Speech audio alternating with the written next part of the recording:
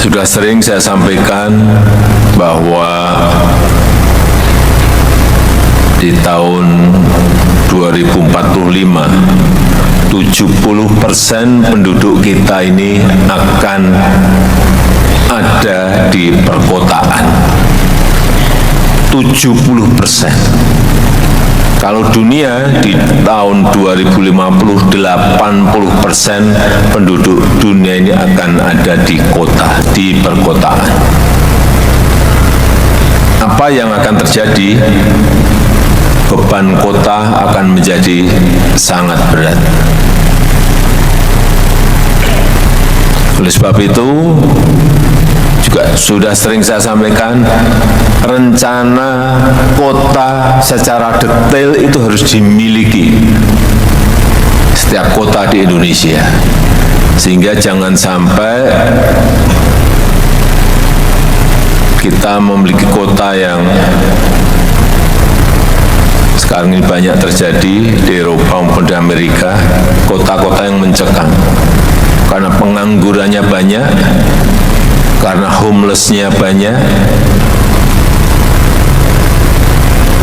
dan kita tidak ingin itu terjadi di negara kita, Indonesia. Kita ingin menjadikan semua kota itu livable, nyaman dihuni, dan juga lovable.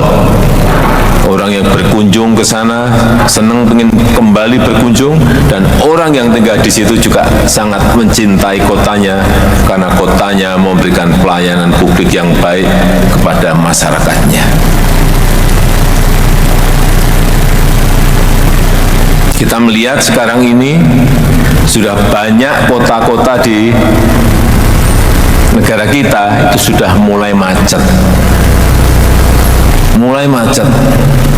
Pak Wali Kota Balikpapan sudah macet. Sudah. Saya dengar sudah. Surabaya sudah macet, Pak Wali. Sudah. Sampun Pak, sudah. Bandung, Pak Wali Kota Bandung, sudah macet Bandung? Sudah. Medan, Pak Wali Kota Medan ada macet? Macet. Oh Pak Wali, macet.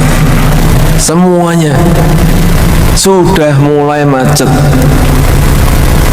Oleh sebab itu, sekali lagi, rencana kota mengenai transportasi massal, transportasi umum itu harus disiapkan.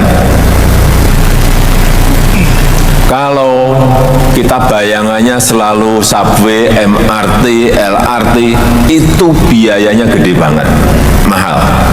Saya sampai apal. Waktu MRT Jakarta dibangun pertama, itu per kilometer, yang MRT yang bawah tanah itu 1,1 triliun rupiah per kilometer.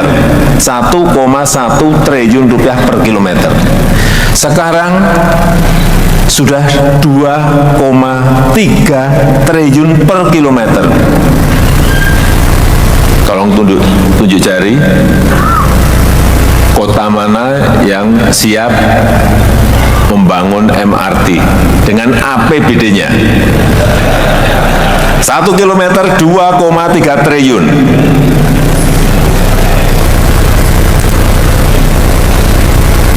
Kalau LRT yang kita bangun di Jakarta, yang kita bangun sendiri, dengan gerbong yang kita buat di Inka, itu kurang lebih 600 miliar per kilometer. Siapa yang sanggup? Ada kota yang APBD-nya sanggup? Tunjuk jari. Saya beri sepeda. Enggak ada yang mampu. Apalagi kereta cepat. Kereta cepat itu juga justru lebih murah dari yang subway. Kereta cepat itu 780 miliar per kilometernya. Oleh sebab itu sekarang ada barang baru yang namanya ART, Autonomous Rapid Transit. Tidak pakai rel, tapi pakai magnet. Bisa 3 gerbong, 2 gerbong, 3 gerbong, atau 1 gerbong. Nah, ini jauh lebih murah. Nanti kalau ada yang APBD-nya memiliki kemampuan, tolong berhubungan dengan Pak Menteri Perhubungan. Bisa bagi-bagi 50-50, APBD 50%, APBN 50% misalnya.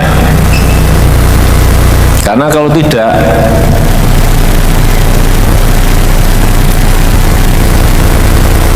(10, 20) tahun yang akan datang semua kota akan macet.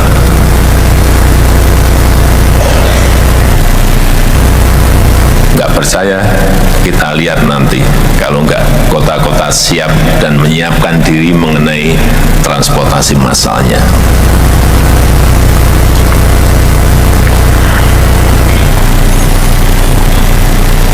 Yang kedua, yang berkaitan dengan kota masa depan itu seperti apa? Banyak di antara kita masih banyak yang keliru bahwa kota masa depan itu harus kota modern yang banyak pencakar langitnya, banyak yang high rise buildingnya.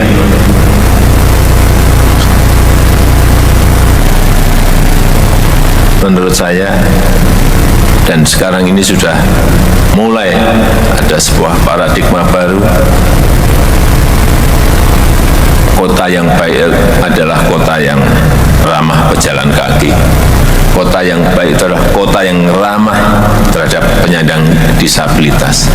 Kota yang ramah terhadap pesepeda. Kota yang ramah terhadap anak dan perempuan. Konsepnya kira-kira itu. Kota yang ramah terhadap lingkungan. Artinya apa? Kota ini memang harus green, harus smart, dan harus friendly.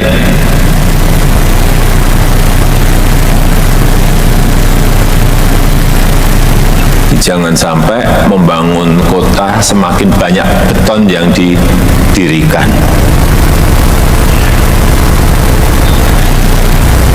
Ada trotoar, semua paving block semuanya.